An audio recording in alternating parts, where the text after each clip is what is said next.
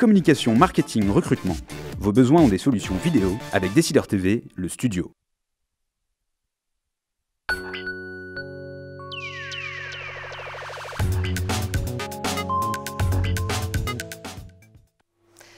Bonjour à tous, bienvenue pour ce nouveau numéro des Décideurs du Net. Nicolas James sera à mes côtés tout au long de cette émission, comme d'habitude. Je vous rappelle qu'elle est en direct sur Décideur TV, sur le Journal du Net, mais aussi sur Offre Média, et que vous pouvez donc poser toutes vos questions à notre invité. J'en viens donc à sa présentation. Diplômé de Sciences Po et HEC, c'est du côté des agences qu'il débute sa carrière, notamment chez DDB, où il est directeur général et coprésident de DDB Communication France. Et en 2006, il rejoint le groupe Condé Nast. Il en est même le PDG en France, j'ai nommé Xavier Romaté. Bonjour Xavier. Merci infiniment d'être avec nous. Alors je commence cette émission comme d'habitude par la question de Thierry Amar, qui est le président de Offre Média. Il pose chaque semaine une question à notre invité et aujourd'hui cette question, elle est pour vous. On regarde. Xavier Romaté, votre année 2013 a été plutôt faste avec la nouvelle formule de Glamour début 2013, puis le lancement de Vanity Fair. Quels seront les projets du groupe en France en 2014 ? Alors, qu'avez-vous à répondre à Thierry Amar sur cette question? Quels sont les grands projets du groupe pour 2014? Alors, on a déjà un projet qui n'est pas un projet, on va dire, de produit ou éditorial, c'est le déménagement. Et un déménagement, c'est un vrai projet, parce que ce n'est pas simplement le changement de lieu, c'est un changement d'organisation, c'est un changement d'habitude, c'est la concrétisation d'une nouvelle étape qui s'ouvre pour Condé Nast. Et réussir un déménagement, c'est comme réussir le lancement d'un magazine ou une acquisition d'entreprise. Donc ma priorité dans les 6 prochains mois, c'est de réussir ce déménagement parce que ça construit le Condé Nast des 10 prochaines années. Qu'est-ce qui justifiait ce déménagement du coup physique ? Il y a 3 raisons. La première raison, c'est qu'on est sur plusieurs sites et que je veux regrouper les équipes sur un site unique. La deuxième raison, c'est une raison économique et que le marché de l'immobilier est tel qu'aujourd'hui on veut faire des économies et toute économie est bonne à prendre. Et la troisième raison, c'est parce que nos métiers sont en bouleversement total, en mutation totale. Le digital, entre autres, prend une place qui est très importante. Et la topographie des lieux, c'est ce qui fait l'histoire d'une entreprise. C'est la géographie qui fait l'histoire, si je peux oser cette formule. Et donc, en changeant de géographie, on va tourner une nouvelle page de l'histoire de Condé Nast. Alors, on va commencer par le positionnement de Condé Nast, parce que vous êtes clairement un éditeur de magazines haut de gamme. On peut citer entre autres Glamour, Vogue, GQ ou encore Vanity Fair. Vous êtes exigeant sur les contenus, même presque intransigeant sur la qualité des photos. Vous êtes presque en fait à contre-courant d'un secteur qui cherche à faire des économies. C'est une vraie stratégie de valeur. Pourquoi ce positionnement ? Parce que je crois qu'on a effectivement chez Condé Nast des marques et qui sont des marques haut de gamme et des marques de luxe. Et le développement du secteur du luxe en général, et donc des marques de luxe de presse, ne peut pas se faire à coup de cost-killing et d'économie. Il faut être évidemment intransigeant sur toutes les sources de dépenses inutiles, et croyez-moi, je le suis. Mais par contre, il faut surtout trouver les voies de sortie de la crise. Et les voies de sortie de la crise, ce n'est pas en coupant, c'est en créant. Et pour créer, il faut créer de la valeur. Et créer de la valeur, ça nécessite une intransigeance et une exigence absolue sur la qualité des contenus éditoriaux. Si on baisse la garde et qu'on fait des mauvaises économies, changer le papier, diminuer la qualité des photographes, vous allez avoir une économie à court terme, mais la perte de valeur perçue par les lecteurs, par les internautes, par les annonceurs sera telle que vous allez perdre beaucoup plus que ce que vous allez gagner à court terme. Donc on a une stratégie de création de valeur qui est une stratégie d'exigence, qui est une stratégie d'innovation, qui est une stratégie d'addition, parce que c'est ça qui nous permettra demain de passer le cap difficile qui est celui des marques médias aujourd'hui. Alors on va parler maintenant du lancement de Vanity Fair, comme le disait Thierry Amar, un des grands projets de 2013.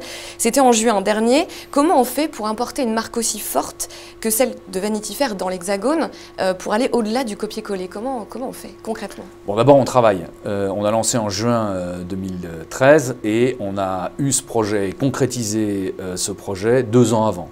C'est-à-dire que depuis 2 ans, entre globalement l'été 2011 et juin 2013, il y a une équipe qui a travaillé. C'est-à-dire qui a essayé de regarder les archives, ce que c'était, comment on pouvait l'adapter. Et donc c'est un vrai travail qui a été fait. Et tant qu'on n'était pas prêt, on n'a pas lancé. Donc la première exigence ou recette, mais il n'y a pas de recette, c'est le travail. La deuxième chose, c'est qu'il faut prendre la bonne distance. Vanity Fair, c'est une marque extrêmement encombrante. On a l'impression de la connaître, et il y a beaucoup de gens d'ailleurs avec lesquels je parlais de Vanity Fair qui me disaient oui, je lis Vanity Fair, je connais Vanity Fair, mais qui la comprenaient pas. Et donc il a fallu prendre la bonne distance pour pas se faire écraser par cette marque et pour pouvoir avoir beaucoup d'humilité et savoir quels étaient les ressorts de son succès. Et la troisième chose, c'est que il ne faut pas céder à la complaisance et à la facilité. La facilité et la complaisance, c'est d'importer un modèle existant. D'ailleurs, c'est ce qu'on fait un certain nombre de marques américaines dans les années 80. Mansell, etc. C'est des copier-coller de blockbusters américains.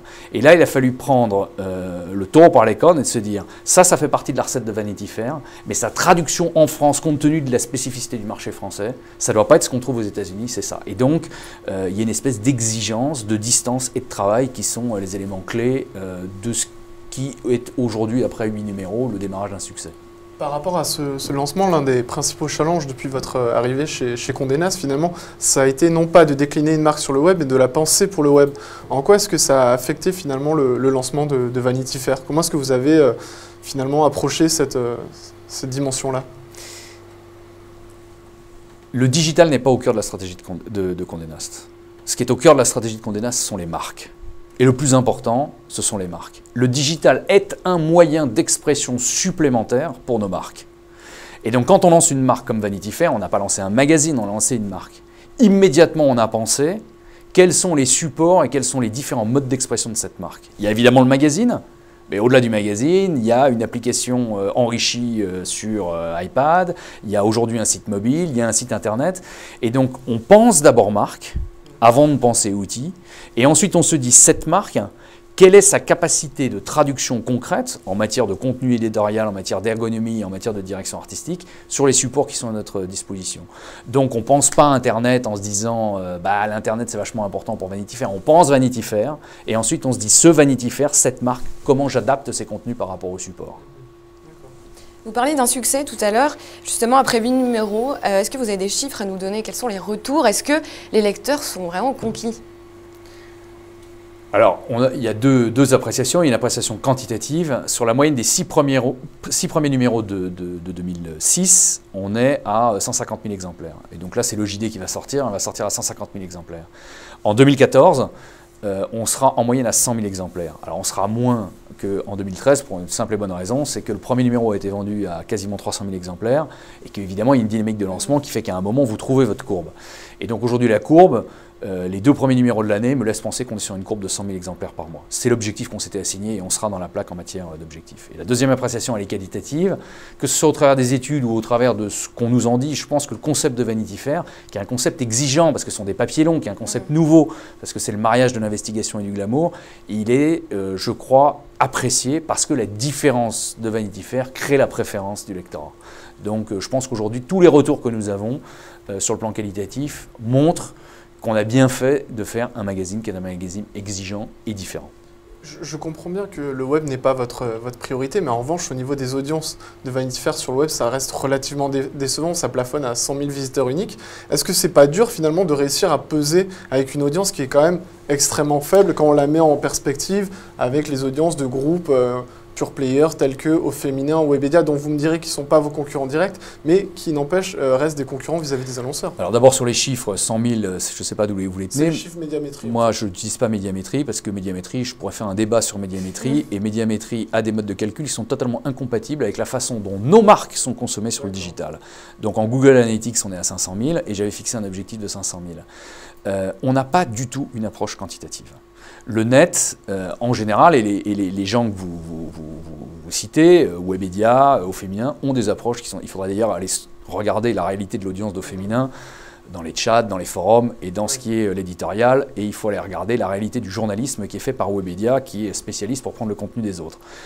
Indépendamment de ça, ils sont dans une logique qui est une logique de masse et de quantitative. C'est l'opposé de notre logique. On est dans une logique d'affinité et de création de valeur. L'affinité et la création de valeur, ça ne plaît pas à tout le monde.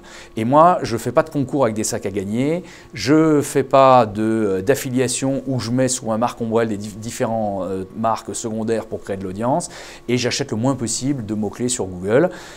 Et donc notre stratégie, c'est une stratégie d'affinité et de valeur.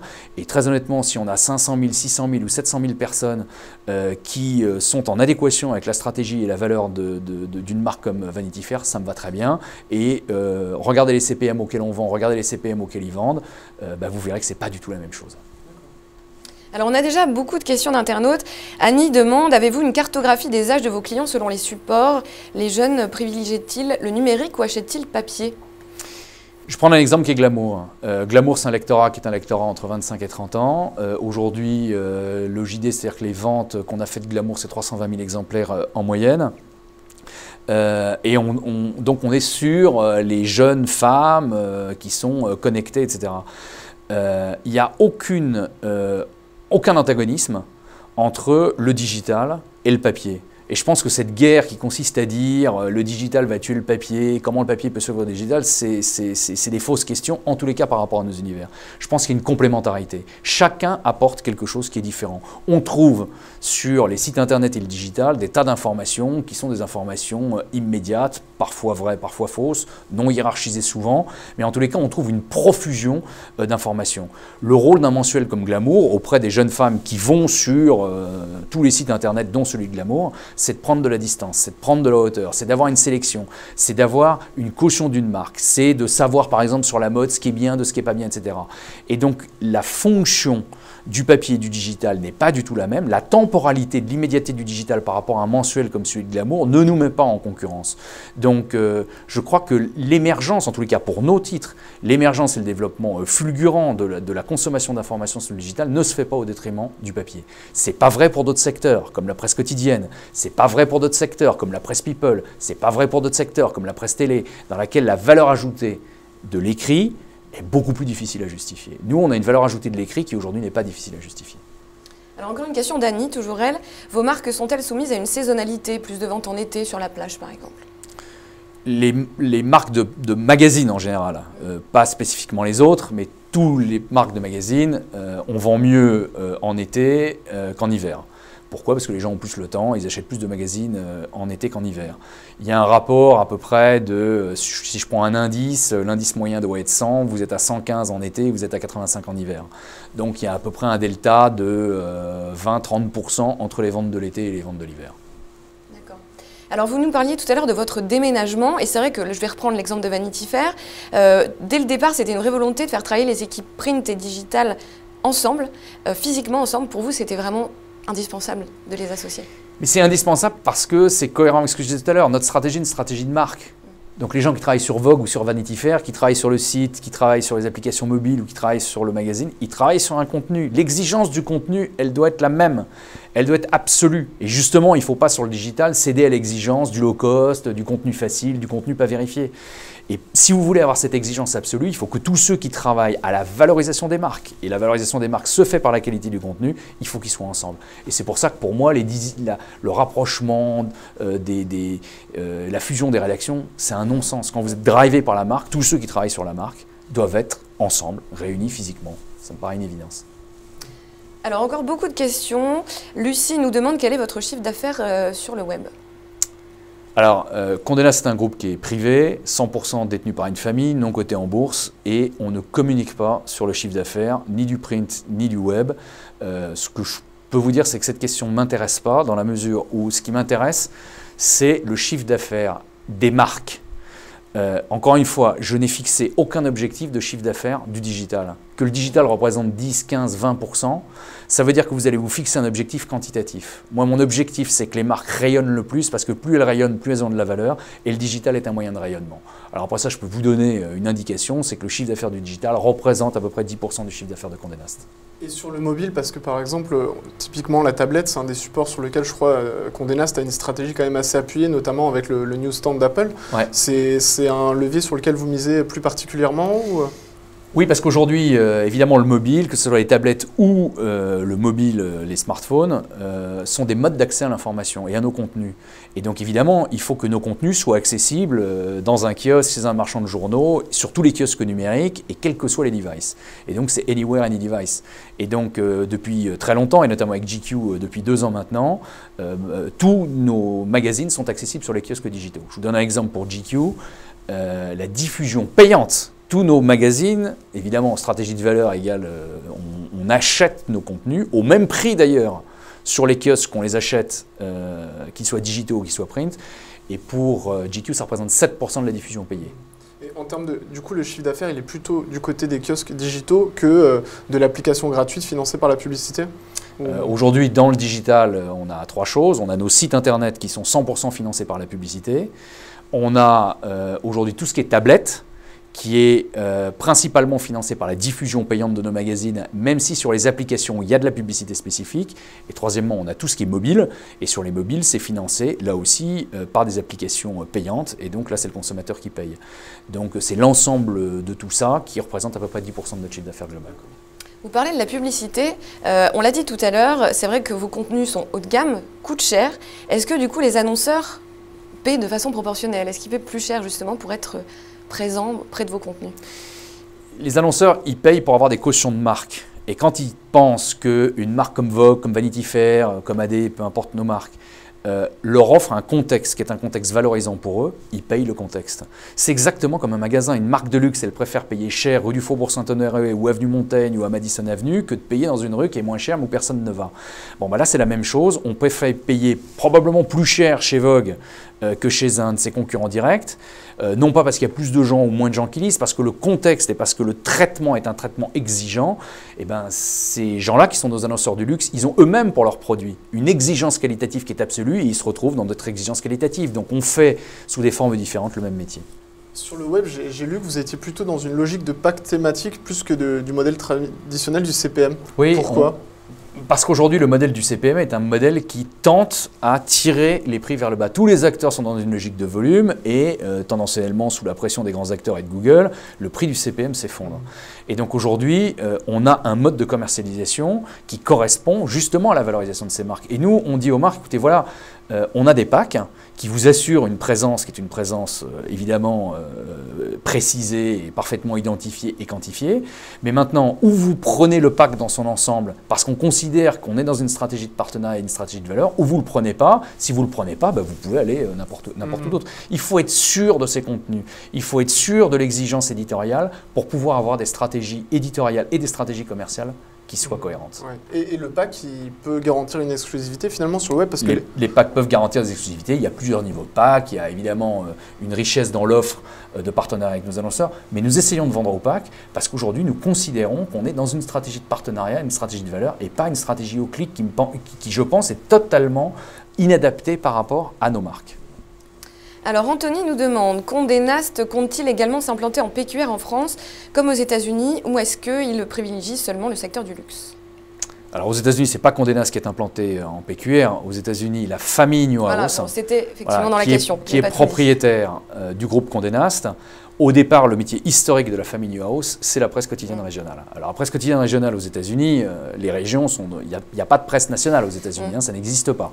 Donc il n'y a que de la presse quotidienne régionale, et c'est le métier historique de la famille Newhouse qui aujourd'hui possède encore entre 15 et 20 grands quotidiens régionaux aux États-Unis, mais sous une marque qui n'est pas Condé Nast. Condé Nast a été racheté par cette famille Newhouse en 1958, et donc moi je dirige le périmètre qui est Condé Nast, et Condé Nast restera, dans la presse magazine, et deuxièmement dans la presse magazine haut de gamme, avec des marques haut de gamme. Est-ce qu'en termes de développement, une éventuelle acquisition se situerait plutôt du côté d'un titre ou plutôt du côté d'une société, un peu comme vous avez pu investir dans Vestiaire Collective? On ne fera pas d'acquisition de titres. Et notamment par rapport aux titres de Lagardère qui sont en vente, on a regardé les dossiers et on ne fait pas d'acquisition de titres. Pourquoi? Parce que la réussite d'un titre, c'est une alchimie. C'est une alchimie entre des gens, entre un concept, et c'est une idée partagée. Vous prenez un titre de quelqu'un d'autre. Est-ce que ce sont les bonnes personnes? Est-ce que vous avez la même vision que du titre, etc. Et cette alchimie est tellement compliquée et subtile qu'elle peut marcher dans un groupe et elle ne marchera pas dans un autre. Donc c'est une matière qui est trop complexe pour pouvoir être cédée. Et donc c'est pour ça qu'on n'est pas du tout, très rarement, dans une stratégie d'acquisition. En tous les cas, de titres. Par contre, évidemment, au même titre que nous avons fait un investissement important dans Vestiaire Collectif, on est tout à fait ouvert à faire d'autres investissements et on regarde. Il y a des profils qui vous intéressent, le mobile, la vidéo. Prisma, par exemple, est très actif. Récemment, ils ont acheté Advideum, qui est une société de commercialisation d'inventaire publicitaire vidéo. Ils ont racheté Mopub, qui est une régie mobile qui commercialise d'ailleurs vos inventaires. Vous regardez ces secteurs-là ? Globalement, les axes sur lesquels on est sont les suivants. Un, il faut qu'il y ait des synergies par rapport à ce que nous faisons. C'est-à-dire qu'il y a d'excellents dossiers dans le digital, mais sur lesquels il n'y a pas de synergie possible. S'il n'y a pas de synergie possible, ce n'est pas intéressant pour nous. Deuxièmement, on a deux éléments sur lesquels on regarde, soit des gens qui peuvent nous apporter du contenu, soit des gens qui peuvent nous apporter des technologies. Et le troisième axe que l'on regarde, c'est qu'il faut que ces sociétés aient une capacité de développement international. Prenez Vestiaire. Vestiaire, aujourd'hui, s'est implanté en Angleterre, va ouvrir en Allemagne, on les aide en Chine. Et donc, c'est l'implantation de Condé Nast qui va favoriser l'expansion internationale et accélérer l'expansion internationale de Vestiaire. Donc, il faut qu'on apporte quelque chose. Prenez Vestiaire. Vestiaire nous apporte des synergies avec Condé Nast qui sont considérables. 100% des filles, parce qu'il y a 95% de Vestiaire s'adresse à des filles à 95%, 100% des filles qui vont sur Vestiaire, sont susceptibles d'être intéressés par les marques Glamour ou Vogue. Et donc, il y a des synergies qui sont des synergies tout à fait importantes. Donc, stratégie d'acquisition, oui, mais sous les réserves et les conditions que je vous ai indiquées. Alors Nicolas, je crois que vous aviez une question sur Glamstore aussi. Oui, parce que justement, avant de procéder à cet investissement dans Vestiaire Collectif, vous étiez aussi essayé à l'e-commerce en lançant une place de marché Glamstore que vous avez arrêté peu de mois après, faute finalement de synergie avec la rédaction et d'imbrication dans les contenus. Qu'est-ce qui a finalement pas marché dans cette initiative ? Je pense qu'il y a deux choses. Il y a une première chose, c'est qu'il faut je redis, au cœur de notre stratégie, il y a les marques. Nos marques, elles sont légitimes pour faire quoi ? De la prescription. Sont-elles légitimes pour faire de la transaction? Je ne crois pas. Et donc à partir du moment où on fait Glamstore, on étend nos marques de leur cœur de métier, légitimité. Les gens croient Glamour pour sa capacité à repérer les tendances, à vous dire ce qu'il faut faire ou pas faire, etc. dans le domaine de la mode, de la beauté. Très bien. Est-ce qu'ils croient que Glamour est capable de leur dire tu vas acheter tel produit ou pas tel produit? Je crois que la légitimité des marques est quelque chose qui est fondamental et on ne peut pas, ce qu'on appelle en langage anglo-saxon, stretcher les marques au-delà de leur territoire légitime. Et je pense qu'un des problèmes de Glamstore, c'est qu'on était à la fois jugé parti. Donc c'est probablement une limite. Ensuite, il y avait une limite qui était aussi une deuxième limite, c'est que la sélection des produits qui étaient faits au travers de Glamstore n'était probablement pas en adéquation avec l'exigence éditoriale. Et comme l'exigence éditoriale est un élément qui est clé, que ce soit sur le digital ou partout, on a préféré arrêter. D'accord, mais quand vous dites que vous ne pouvez pas être jugé parti, ça veut dire par exemple que Vestiaire Collectif ne sera pas trop intégré au site tel que Glamour? On peut faire des recommandations, c'est-à-dire que maintenant si vous allez sur le site de Vogue ou si vous allez sur le site de Glamour, la rédaction sélectionne 5-10 produits qui sont des produits dont elle se dit ça c'est des produits qui sont des produits vachement bien.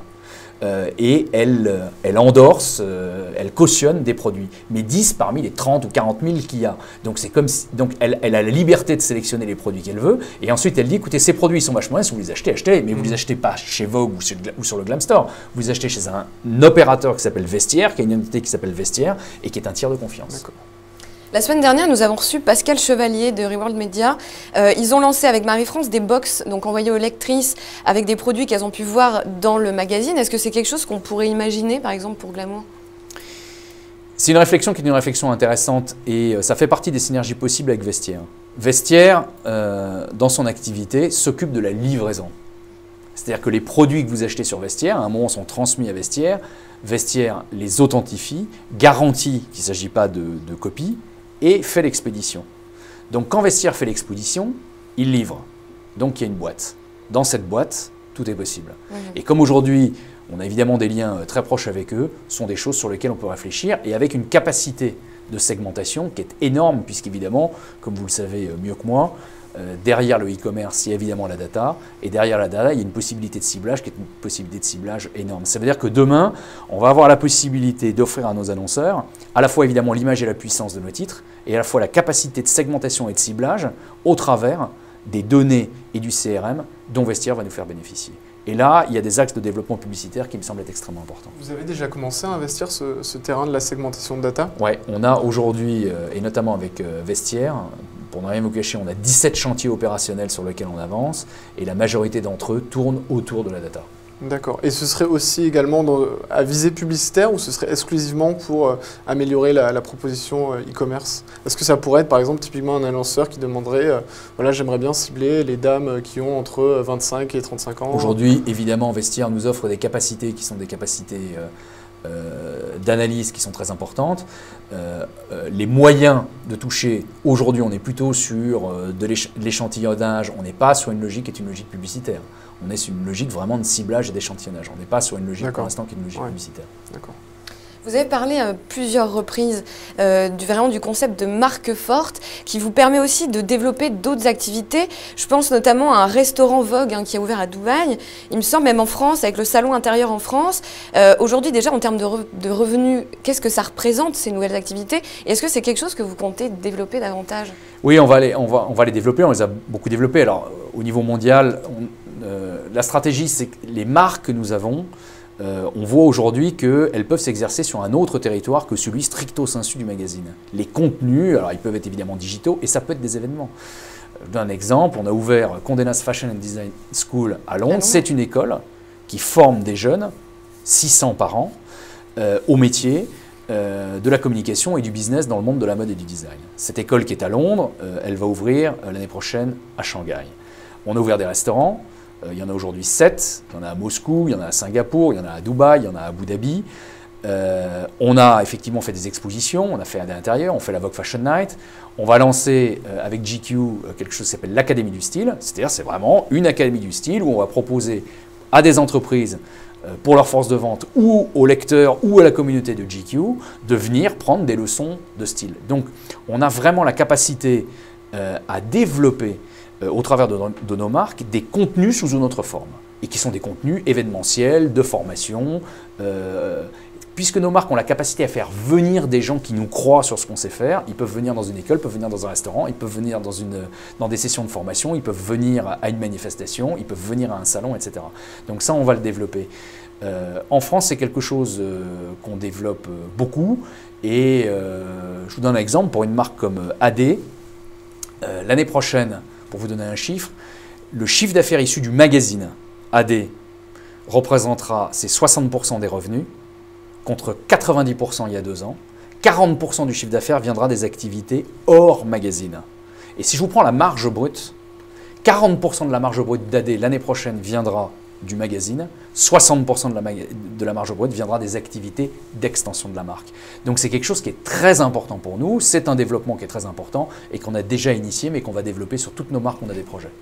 Est-ce qu'en sous-main, derrière cette diversification, il n'y a pas aussi la volonté finalement de s'affranchir un peu de l'érosion des ventes, de la diminution des investissements publicitaires aussi malgré tout? Bien sûr, on est aujourd'hui sur un métier, je le disais tout à l'heure, pour justifier le déménagement, qui est un métier sur lequel les piliers traditionnels, qui sont la publicité et la diffusion payante, s'effritent. Et ça, c'est inexorable. Alors même si c'est chez nous, ça s'effrite peut-être moins qu'ailleurs, peu importe, ça s'effrite. Et ça s'effrite en France, quand ça s'effrite partout. Donc il faut qu'on soit de moins en moins dépendant par rapport à ces recettes traditionnelles. Il faut qu'on trouve de nouvelles façons de générer des revenus additionnels. Et l'avantage que nous avons, c'est qu'on a des marques qui sont monétisables. Soit au travers du digital, et on en a parlé, soit au travers d'autres choses. Et c'est pour ça que, encore une fois, la stratégie de développement, ce n'est pas que le digital. Le digital en fait évidemment partie, mais monter un salon, monter un restaurant, monter des écoles, créer des événements, créer des livres, créer des forums, tout ça sont des exploitations de nos marques qui peuvent générer derrière des revenus et qui nous désensibilisent par rapport à ce business model traditionnel qui est en train de s'éroder, vous avez raison. Eh bien, c'est déjà la fin de cette émission. Merci infiniment, Xavier Romaté, d'avoir répondu à toutes nos questions. Alors, Nicolas, la semaine prochaine, on ne va pas se retrouver puisque c'est Thierry Amar qui sera à votre place en chair et en os cette fois-ci.